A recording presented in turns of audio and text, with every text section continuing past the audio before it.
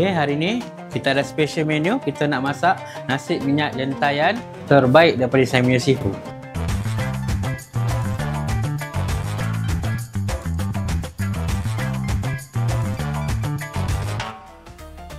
Hari ni kita nak masak menggunakan minyak saji. Sedikit minyak saji. 4 sekawan. Kita guna bawang putih, halia,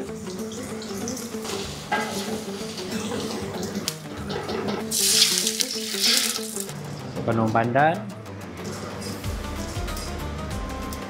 cili hijau, cili merah kita potong, tomato dan yogurt. Kita masukkan susu cair saji. Kalau kita nak bagi dia lemak, kita gunakan sedikit susu pekat saji.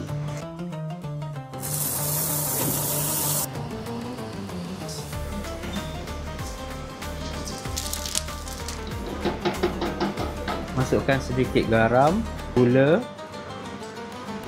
dan penambah perasa.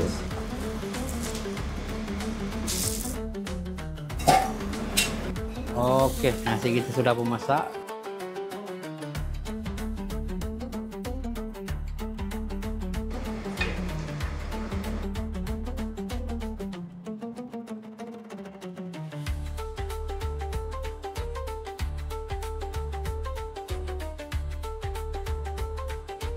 Bagi penggemar nasi minyak, anda akan cuba resipi ini.